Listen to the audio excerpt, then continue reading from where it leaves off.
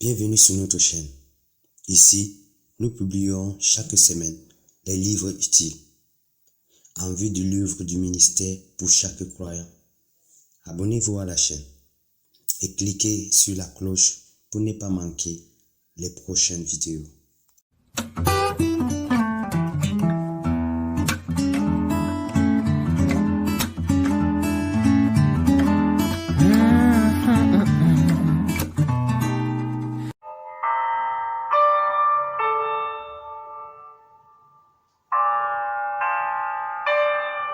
Les éditions Métamorphose vous présentent La marche selon l'esprit, la marche dans la puissance par Dave Robinson.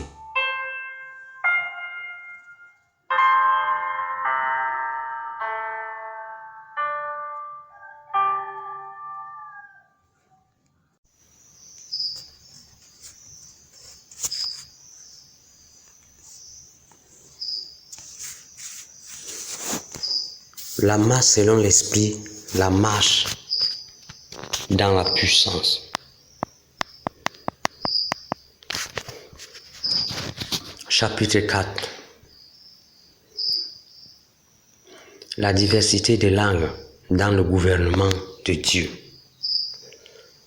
Nous avons vu au chapitre précédent que la diversité des langues est une activité que Dieu lui-même a instaurée dans son gouvernement pour servir à un but crucial.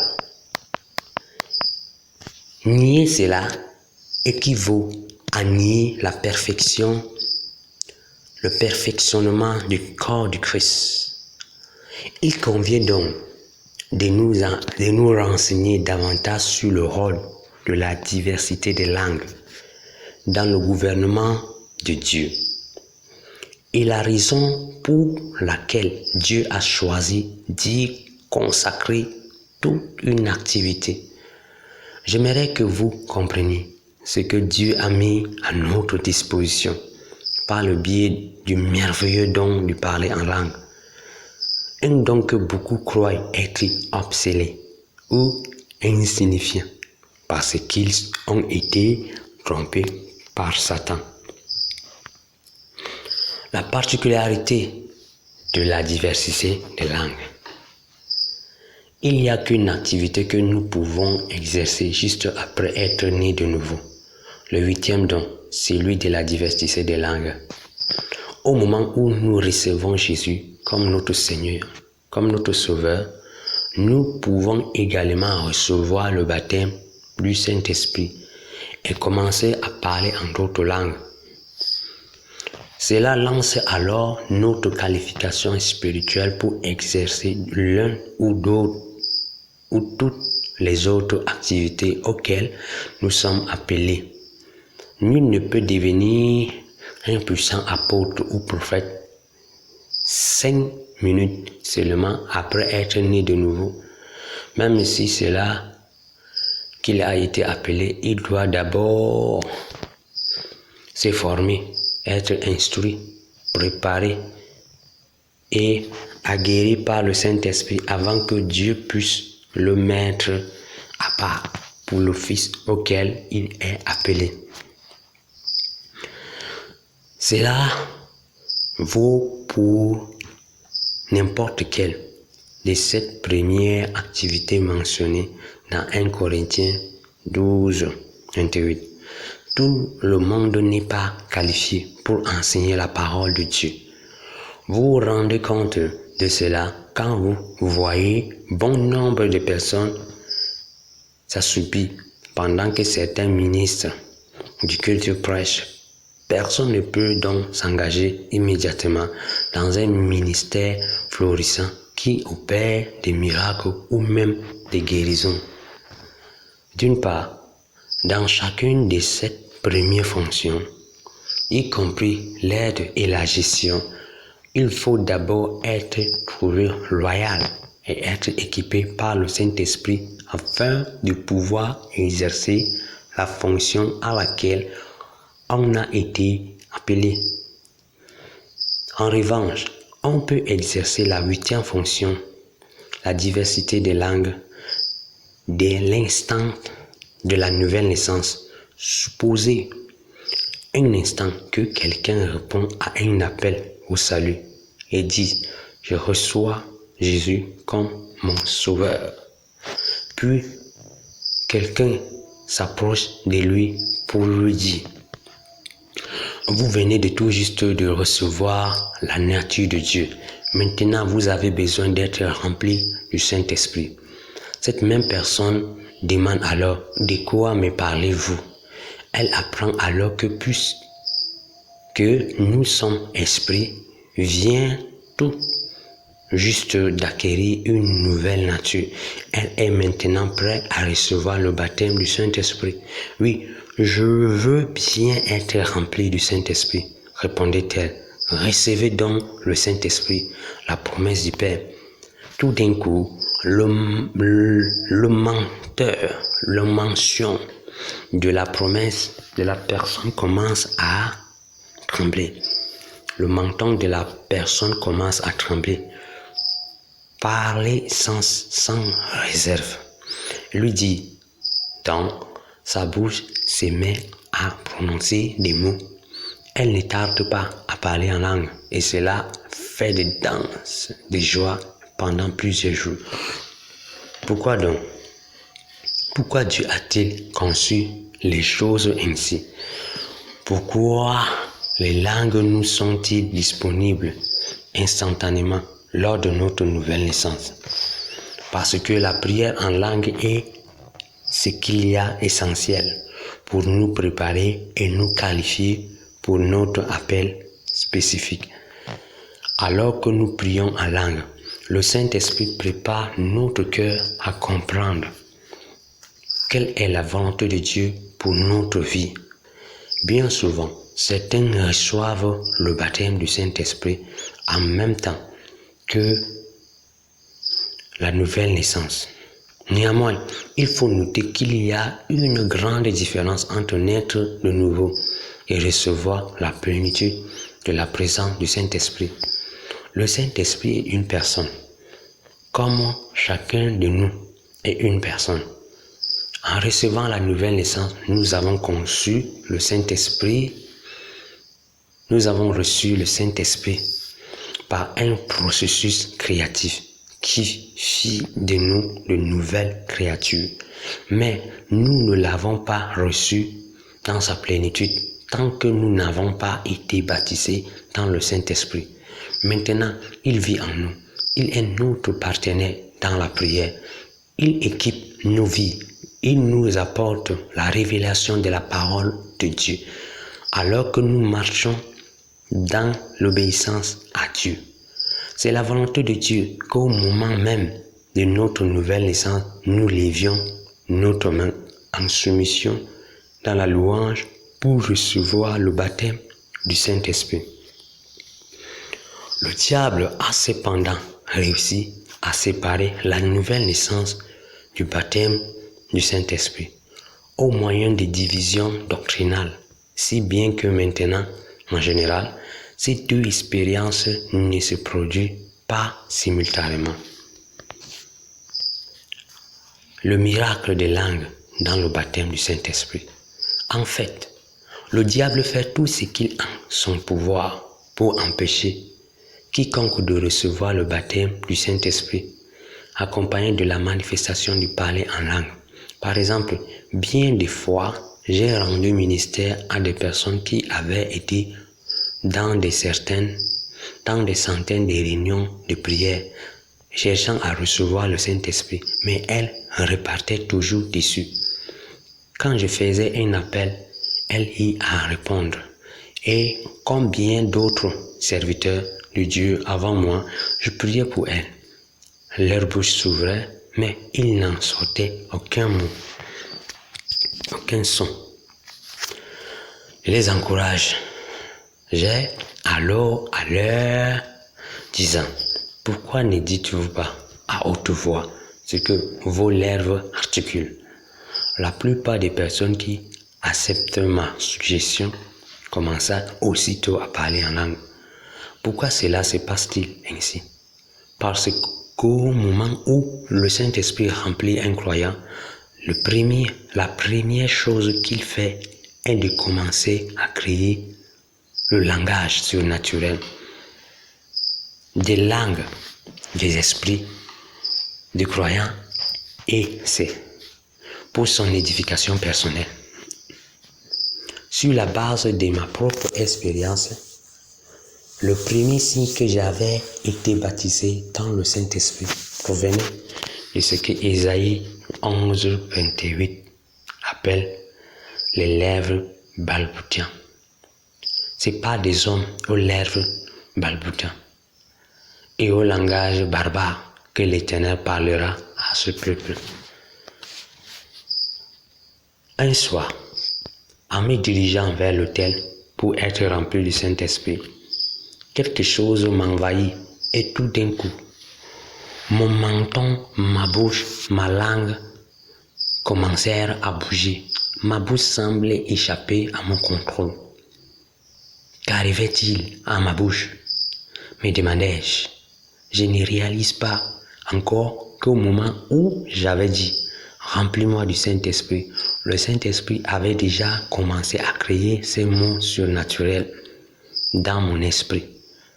J'avais si peur de parler à haute voix que les mots venaient en balbutiant sur mes lèvres, car j'étais persuadé que c'était moi qui parlais. Et je ne réalise pas que ma bouche était en train de parler en langue surnaturelle, parfaite, venant du Saint-Esprit. Plus tard, à la maison, tandis que j'adorais Dieu, le Saint-Esprit m'envahit encore et ma bouche s'est mise à bouger de la même manière qu'elle l'avait fait à l'église.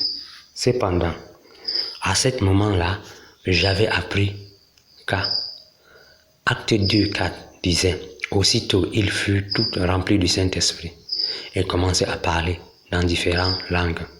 Chacun s'exprimait comme le Saint-Esprit lui donnait de le faire. Et cette fois-ci, au lieu de référer le bois que j'avais l'articulé, ces mots, je me suis soumis au Saint-Esprit et commençai à prier en langue. Et plus je me soumettais, plus ces flots d'eau vive du Saint-Esprit s'écoulaient de moi. Car celui qui croit en moi, comme le dit l'Écriture, des fleuves d'eau vive jailliront de lui. En disant cela, il faisait allusion à l'Esprit que devaient recevoir plus tard ceux qui croyaient en lui. En effet, à ce moment-là, l'Esprit n'avait pas encore été donné parce que Jésus n'était pas encore entré dans sa gloire. Peu de temps après, par la puissance du Saint-Esprit, je parlais une langue de prière parfaite. Les bénéfices de la prière en langue. Les bénéfices de la prière en langue. Si Dieu, le Saint-Esprit, crée précisément ce langage dans notre esprit, de quel genre de prière s'agit-il? Quels sont les bénéfices que nous pouvons en retirer? Nous avons déjà examiné certains des bénéfices que nous apportons la prière en langue. Nous discuterons plus en détail plus tard de certains d'entre eux. Cependant, j'aimerais vous citer quelques-uns dès maintenant. En particulier, le Saint-Esprit est venu dans notre esprit pour nous apporter la connaissance révélée de la croix et de tout ce que Jésus a fait pour nous. De plus, le jour où vous et moi avons commencé à parler en langue, une puissance et durable intervention de Dieu s'est manifestée dans notre esprit, une intervention destinée à nous donner et à nous amener à comprendre qu'aucun homme ne peut nous donner par des moyens naturels, en d'autres termes, l'autorité spirituelle. Cette puissance spirituelle et cette autorité constituent le moyen que Dieu nous donne pour surmonter les tourmentes, les craintes, les peurs et le désespoir qui peuvent s'emparer de nos vies quand nous allons d'une situation difficile vers une autre. Pendant constamment du terrain, prier en d'autres langues apporte la puissance nécessaire pour surmonter nos défauts de notre caractère, ces traits de caractère profondément ancrés en nous, qui continuent de monter à la surface et nous privent de notre énergie, de notre initiative. Pour surmonter nos difficultés, quand nous faisons face à des afflictions, à des épreuves qui, dans la plupart des cas, précèdent presque toute la victoire, les victoires importantes et les promotions venant de Dieu. Prier en langue nous influence toujours d'une manière positive. Dieu nous dit, 1 Corinthiens 14:14, que prier en langue est bénéfique et contribue à notre édification. Verset 20 de Jude. Dieu nous dit que prier en langue bâtit notre vie sur le fondement de notre foi très sainte. En nous consacrant fidèlement du temps à prier en langue, nos vies commencent à transformer. La parole de Dieu devient vivante et quand nous mettons notre esprit, une lampe que l'Éternel a donnée, Proverbe 20:27, entre les mains de celui qui illumine et efficacement. Nous avons besoin de comprendre celui vers lequel le Père nous a dirigés pour notre instruction. C'est lui à qui nous pouvons prêter notre esprit pour la prière. Rappelez-vous que c'est la troisième personne de la Trinité, elle-même, en l'occurrence, le Saint-Esprit promis qui nous a remplis. Nous devons considérer que nous isoler avec le Saint-Esprit dans la prière doit être notre privilège et le désir de notre cœur. Le Saint-Esprit n'a aucun problème ou aucune inquiétude pour lesquels il doit prier. Il n'est pas celui qui a besoin d'être éclairé, mais il désire ardemment prier à travers nous sur tout ce qui nous concerne. Il est dévoué à nous enseigner et à nous guider dans la vérité tout entière. Jean 16:13. Notre état charnel n'a aucune importance quand nous recevons la nouvelle naissance. Que nous ayons volé de l'argent, menti, bu trop de cognac ou que nous ayons suivi fustivement une foule de femmes dans des allées sombres. Lorsque nous sommes baptisés dans le Saint-Esprit, ce premier simple petit don de parler en langue se met à l'œuvre pour une seule raison, notre édification personnelle. C'est pour cela que nous ne devons pas attendre de nous sentir assez spirituels pour prier en langue. Frère Robinson, mais je mène une vie tout à fait charnelle. Cela peut changer. Dieu veut vous construire d'une vie charnelle vers une vie de liberté, de victoire. C'est pour cela que le Saint-Esprit est venu, apportant avec lui son langage surnaturel, que vous vous sentiez spirituel et que le procédure d'édification se déclenche dès que nous commençons à prier dans le Saint-Esprit. Il fait des dons à tous les hommes. Revenons à Éphésiens 4, afin de voir de plus près le dessein de Dieu concernant le fonctionnement du corps de Christ. Cela nous aidera à comprendre le rôle que joue la diversité des langues dans le gouvernement de Dieu. C'est lui, Jésus, qui est descendu. C'est aussi celui qui est monté au-dessus de tous les cieux, afin de remplir l'univers entier. C'est lui qui a fait don de certains comme apôtres, d'autres comme prophètes, d'autres comme évangélistes, d'autres encore comme pasteurs et enseignants. Il a fait don de ces hommes pour que ceux qui en appartiennent à Dieu soient rendus aptes à accomplir leur service en vue de la construction du corps du Christ. Ainsi, nous parviendrons tous ensemble à l'unité dans la foi et dans la connaissance du Fils de Dieu, à l'état d'adulte, à un stade où se manifeste toute la plénitude qui nous vient du Christ. Éphésiens 4, versets 10 à 13. Au cours des années 80, j'ai reçu de nombreux enseignements sur ces passages des Écritures. Voici ce qu'on m'enseigna. Jésus est monté aux cieux et donna les saints ministères en cadeau aux églises, dans lesquels but pour les perfectionnements des saints, afin que chaque croyant soit apte à accomplir l'œuvre du Saint-Esprit, l'œuvre du ministère à laquelle il est appelé, pour que cela amène alors à l'édification du corps. Est-ce que cette interprétation vous est familière? Eh bien, je veux vous dire ce que cet enseignement fit pour nous, serviteurs de Dieu. À peu près partout où nous allions exercer notre ministère, les assemblées nous traitent comme si nous étions le président du pays.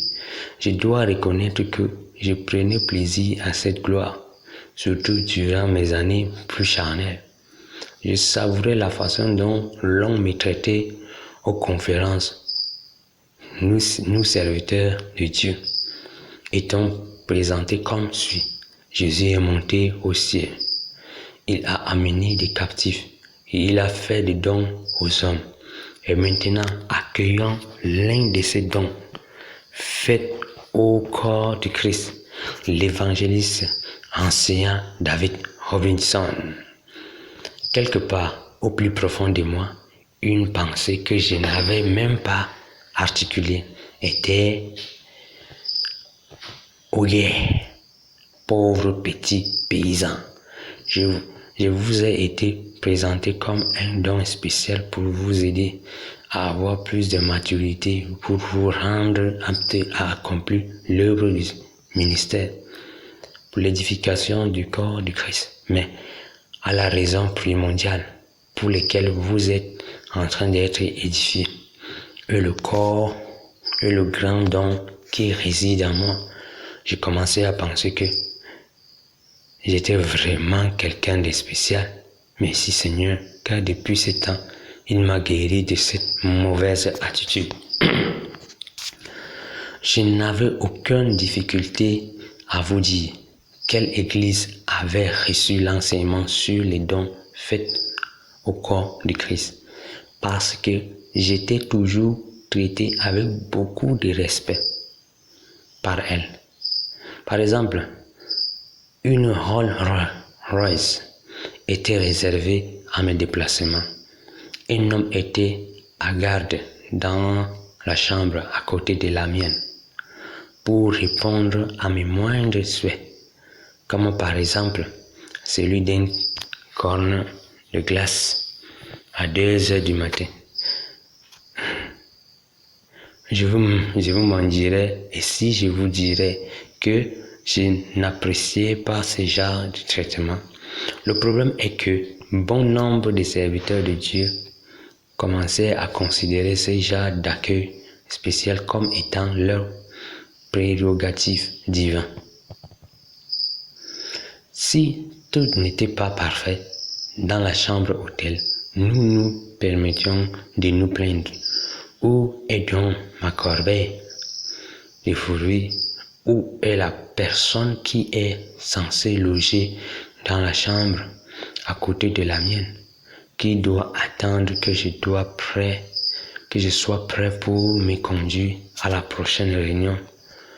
Je me suis souvent senti insulté lorsque l'église qui me réserve n'avait pas de voiture garée devant la salle, juste à la fin du culte, pour m'amener où je voulais aller me ramener. Mon épouse fut la première à se rendre compte de ma mauvaise attitude. Nous exerçons notre ministère lors d'une grande réunion à Omaha, au Nebraska, en compagnie d'autres pasteurs qui étaient fort connus. Puisque j'étais le moins connu d'entre eux, on m'avait confié les réunions d'après-midi, le moment où la plupart des gens voulaient manger, se reposer entre les réunions, mais cela m'était égal, même si la plupart des serviteurs de Dieu ne venaient jamais à mes réunions. C'est alors que Dieu commença à se manifester puissamment lors des réunions de l'après-midi.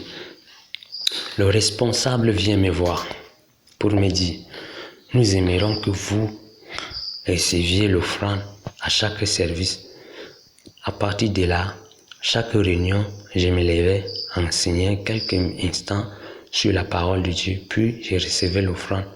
Mais je constatais que le pasteur qui devait prêcher venait à la réunion seulement après la collecte des offrandes, et cela commençait à m'ennuyer.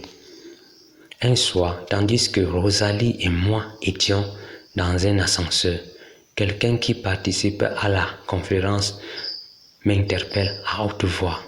Ma parole, les autres serviteurs de Dieu devraient vous entendre enseigner. Je lui répondis d'un ton amer. Eh bien, s'ils restent assez longtemps, ils m'entendront.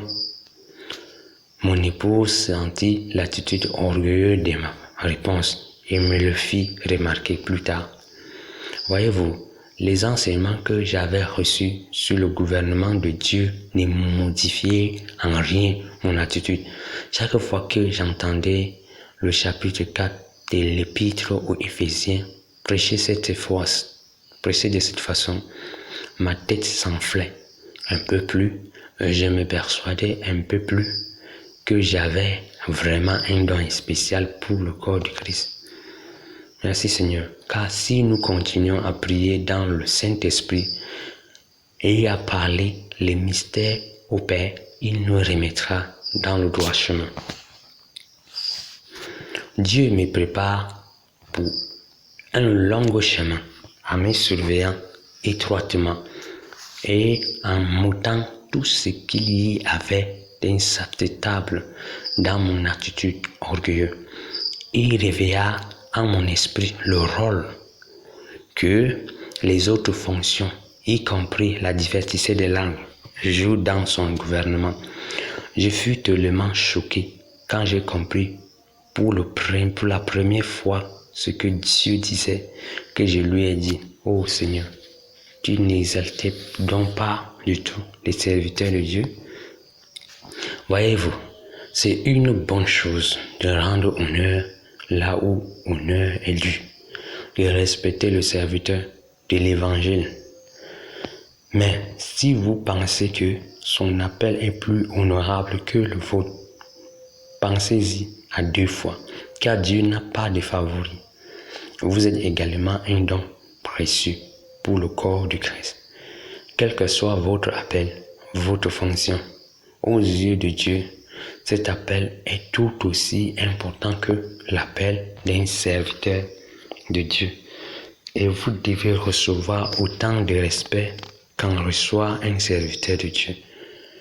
Qu'est-ce que Paul nous dit dans Éphésiens 10, dans Éphésiens 4, 10, 12. Pour bien le comprendre, nous devons d'abord regarder 1 Corinthiens 12, le verset 27 et 28, où Paul nous dit quelque chose de très similaire. Tout d'abord, il dit « Or, vous constituez ensemble un corps qui appartient au Christ. Chacun de vous en particulier en est un membre. Veuillez comparer ces versets avec Éphésiens 4:7. Cependant, chacun de nous a reçu la grâce de Dieu selon la part que le Christ lui donne dans son œuvre. Dans ce contexte, Paul fait référence à l'ensemble du corps de Christ. Dans 1 Corinthiens 12:27 au verset 28, Paul nous dit: c'est ainsi que Dieu a établi dans l'Église. Il a poursuivi en nous dressant la liste des 8 dons. De la même manière qu'en Éphésiens 4:11, il commence par les 5 ministères pour ensuite ajouter l'aide, la gestion, la diversité des langues. Voyez-vous, quand Jésus est monté aux cieux, il présenta au Père son sang versé pour la rédemption de l'humanité, s'assit à la droite du Père et dit: tout est accompli. C'est seulement après qu'il commença à nous remplir tous ces dons, nous qui formons collectivement le corps de Christ. 3 catégories de dons pour 3 desseins. Considérons tout d'abord la séquence divine qui se trouve en 1 Corinthiens 12:28. Nous savons que Jésus n'est monté aux cieux qu'une fois et fit des dons aux hommes. Pour vous montrer comment ces versets s'articulent, Éphésiens 4:11, supposons maintenant de façon hypothétique que Jésus soit monté aux cieux en 3 phases successives. Chaque fois que chacune des 3 catégories de dons, la première fois, Jésus prit une poignée de dons, les 5 ministères, les transmet au corps de Christ et un vaste groupe de personnes se lève pour les recevoir. Quelqu'un dit: mon Dieu, je suis un apôtre pour le corps de Christ. Un autre dit: j'ai été mis à part pour exercer la fonction de prophète. Un troisième dit: je suis appelé à être évangéliste. Plusieurs autres s'exclament: le don d'enseignement m'a été confié, ou je suis appelé à être pasteur. Ceux qui étaient appelés à ces ministères s'élèvent, reconnurent leur appel et disent: nous avons reçu la grâce pour cela. De quel but nous a-t-il donné ces ministères? Pour le perfectionnement des saints. Éphésiens 4:12. Ceux qui exercent les saints ministères sont censés fournir au corps de Christ la connaissance révélée qu'ils reçoivent du Seigneur. Ils doivent présenter la parole de Christ, la parole de Dieu, afin de mener les saints du lait spirituel vers la nourriture solide. Ainsi, les saints peuvent se perfectionner jusqu'à ce que leur transformation soit complète. Supposons maintenant que Jésus examine le corps de Christ et dit alors: les 5 ministères ne suffisent pas à garantir le fonctionnement sans erreur du corps de Christ.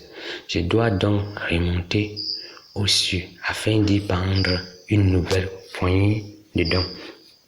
Alors, dans quelle illustration hypothétique Jésus monta aux cieux une deuxième fois et saisit une nouvelle poignée de dons pour les transmettre au corps de Christ? Cette fois-ci, plusieurs milliers de personnes s'élèvent et disent: je suis appelé au ministère d'aide, ou bien j'ai reçu le don de gérer. Jésus dit alors à ces personnes: c'est très bien pour vous, je vous ai donné la grâce pour cela et c'est en même temps un don pour mon Église. Les dons pour l'apôtre, pour le prophète. Que peuvent bien faire les dons d'aide, de gouvernement dans le corps du Christ? Il s'acquit de la seconde manière, de la seconde mission, et qui est mentionné dans Éphésiens 4:12. Ils sont rendus aptes à exercer leur service. Alors, nous, alors que Jésus considère encore une fois le corps du Christ. Il dit ceci: « N'est pas suffisant, mon peuple doit apprendre davantage à agir selon mon esprit. » Jésus monta donc aux cieux une nouvelle fois pour finir d'acquérir le corps de Christ. Cette fois-ci, il prit le 8e don de Dieu et la diversité des langues et l'a confié à tout le corps de Christ. Chaque membre du corps de Christ aurait alors dû s'élever pour recevoir ces dons. Pourquoi?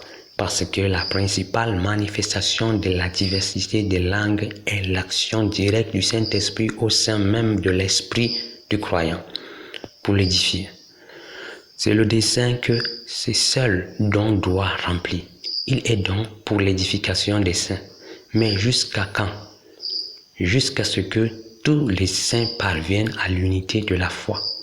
Jusqu'à ce que nous arrêtons d'être trompés par les ruses séduisants des hommes. Jusqu'à ce que nous accomplissions notre appel en disant la vérité avec amour. Chacun de nous est supposé recevoir ce don parce que nous devons apprendre à libérer la puissance du Saint-Esprit, notre enseignant qui vit en nous. Si nous voulons une fois pour toutes parvenir à l'unité de la foi, le Saint-Esprit est toujours prêt à prier heure par heure des secrets des mystères divins en face de prières pour nous aider à nous préparer spirituellement à la mission pour laquelle Dieu nous a mis à part lors de notre nouvelle naissance. Quand Jésus est monté aux cieux, il a donné 3 catégories de dons pour 3 desseins distincts.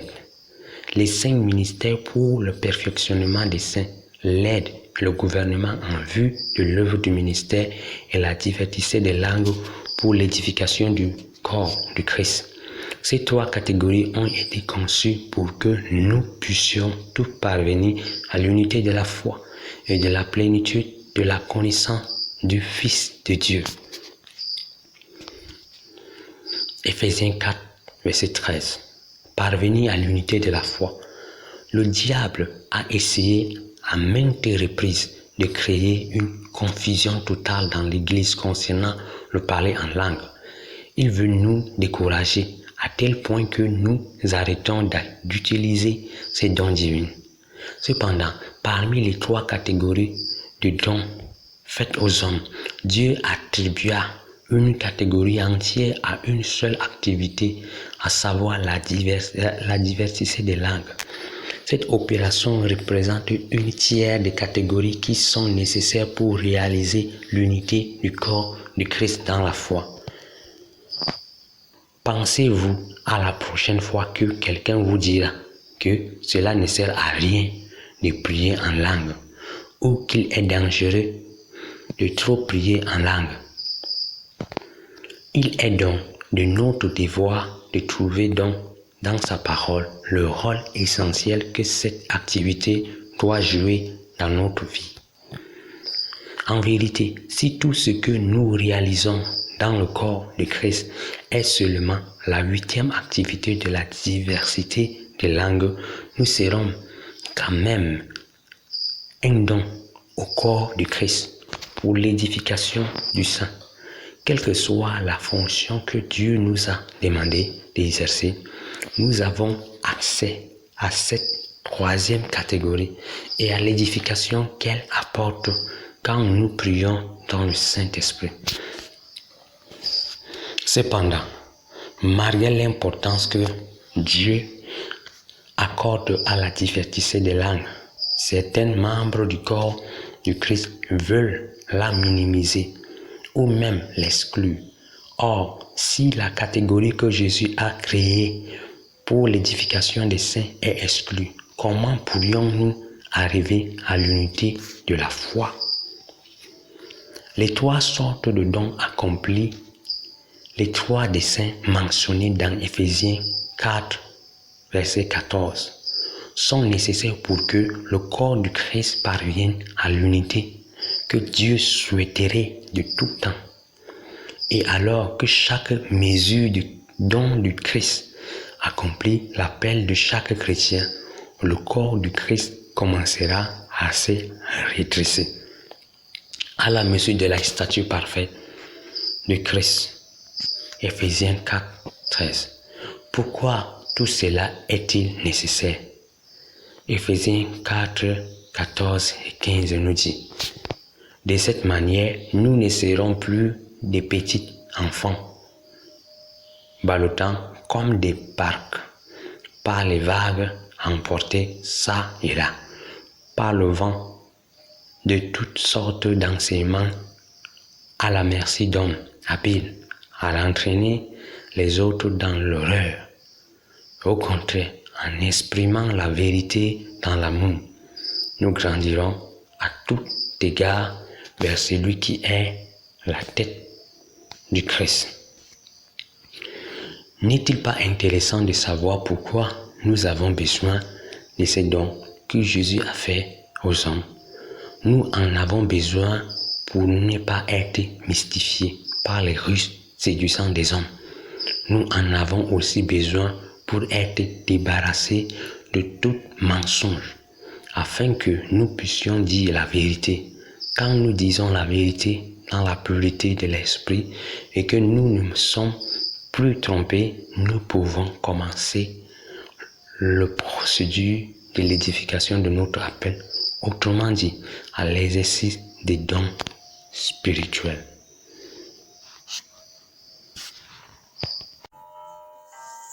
Encouragez l'équipe en vous abonnant afin de recevoir aussi des nouveaux livres très utiles et importants pour votre croissance spirituelle. Likez, partagez.